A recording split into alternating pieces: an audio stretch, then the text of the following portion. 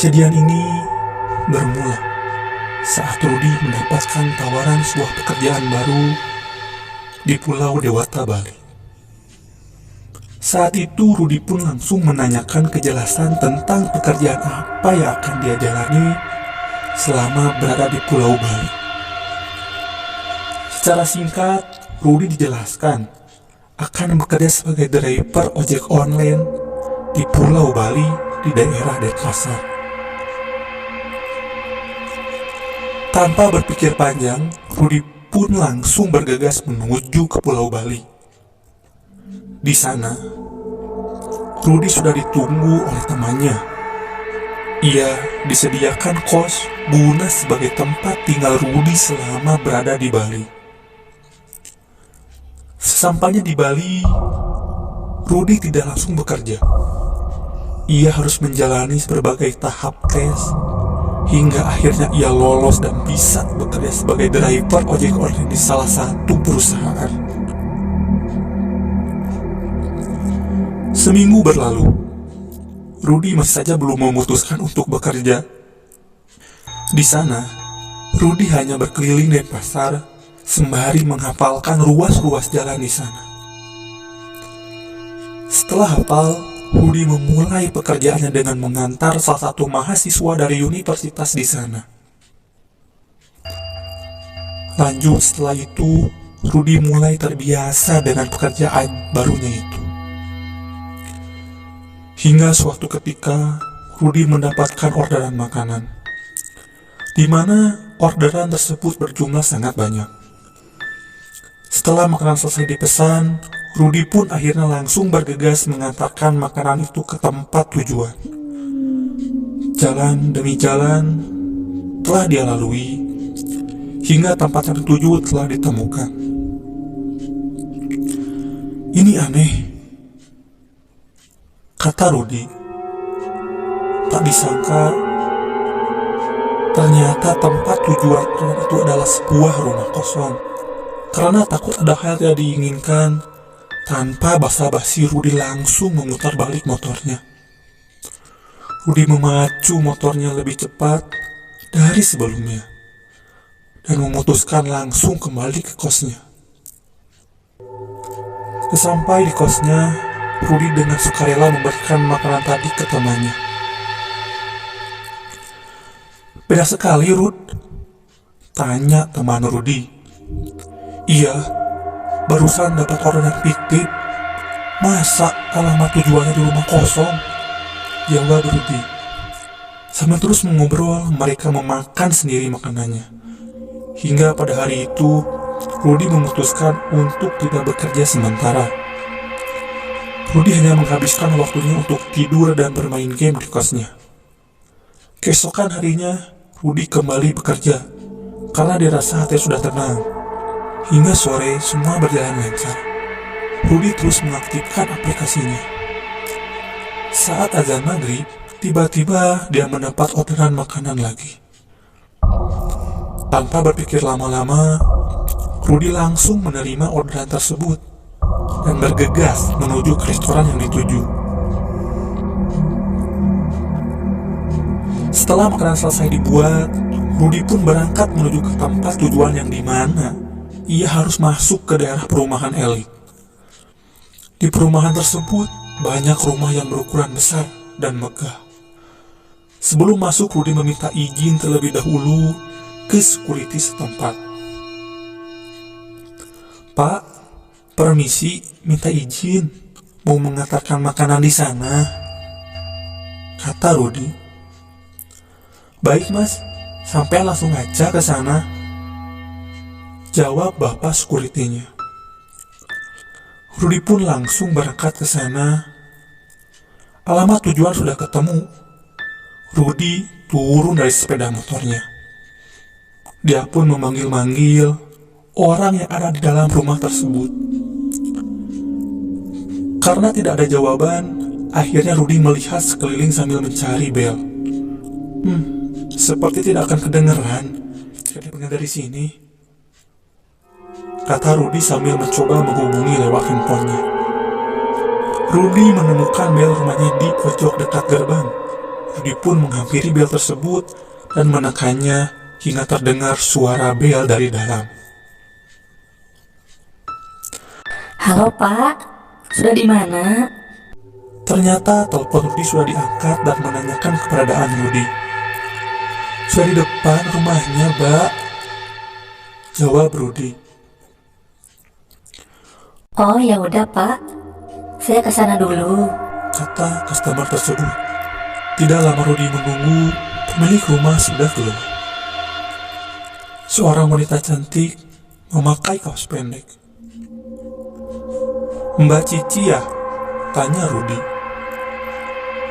Ya Mas, ini uangnya.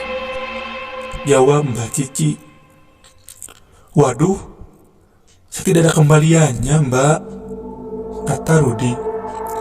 Loh, ya udah, kalau gitu saya ambil uang pas dulu ya Mas. Jawab Cici.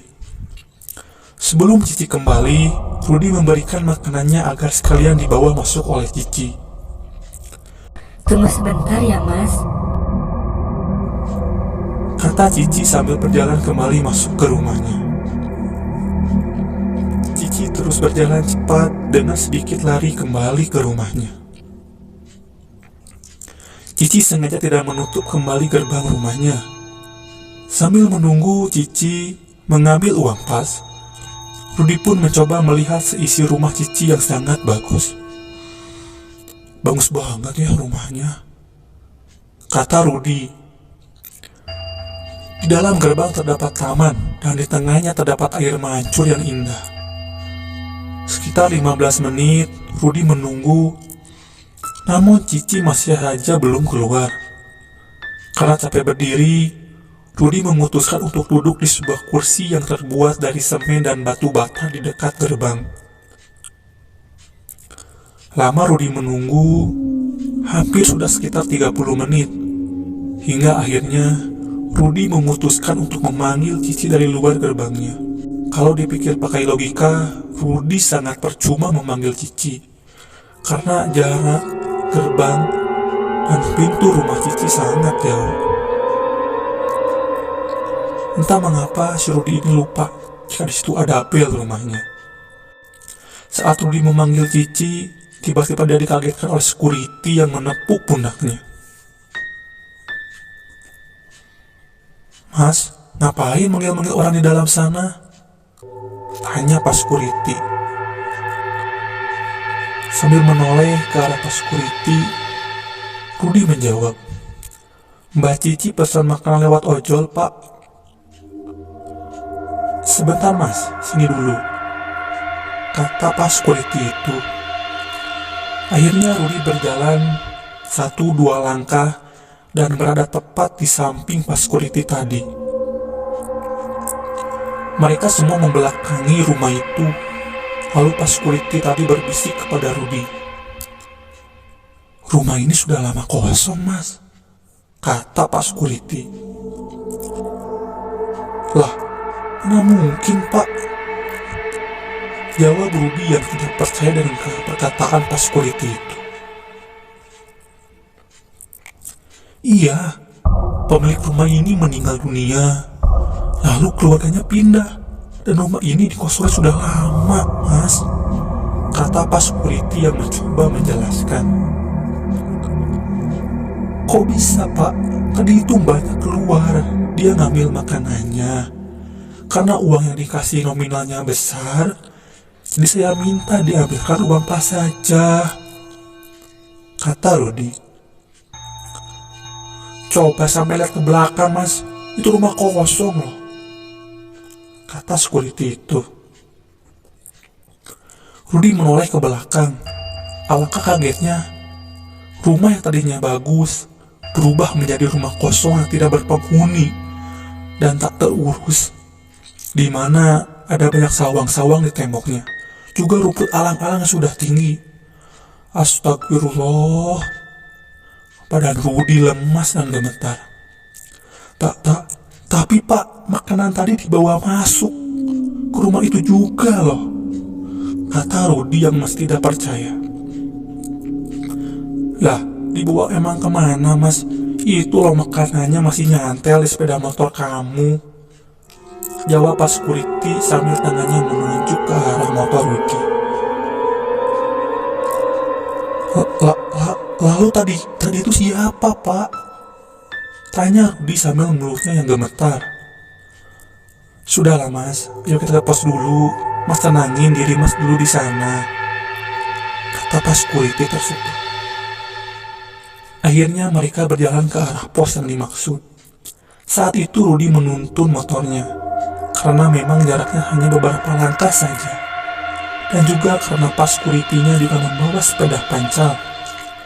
Sampainya di pos, pas security itu memberikan segelas air putih kepada Rudy. Lalu dia menceritakan, memang banyak kejadian di rumah itu sebelum Rudy. Motifnya sama, memesan makanan lewat ojol. Namun banyak juga yang akhirnya mengetahui terlebih dahulu kalau rumah itu kosong, sehingga ojol tersebut langsung buru-buru untuk putar balik. Namun juga ada beberapa yang mengalami kejadian seperti Rudy, di mana menurut ojol tersebut rumah itu awalnya bagus, namun akhirnya berubah justru lebih seram. Di mana menurut ojol tersebut rumah itu awalnya bagus, namun akhirnya berubah menjadi seram. Bahkan ada juga ojol yang mengantarkan pulang si Cici ini sampai ke rumah tersebut. Dulu saya lihat mas, ada orang ngegonceng lewat sini. Lah kok kata saya ngomong sendiri. Terus sampai di rumah si Cici, orang ini masih ngobrol sampai tangannya menerima uang kayak segitu mas, kata pas security itu. Rudy semakin dibuat takut mendengar cerita dari pas security itu. Hingga akhirnya ia cepat-cepat untuk pamit pulang ke kosnya dan menaruh makanan pesanan Cici itu di pos tersebut. Ini buat bapak sama temannya aja, kata Rudy sambil memberikan makanan hasil dari pesanan si Cici. Setelah berpamitan, Rudy bergegas pulang ke kosnya dan menceritakan kejadian tadi ke teman satu kosnya. Sejak kejadian itu, Rudy pun memutuskan untuk menonaktifkan aplikasi driver ojolnya di malam hari.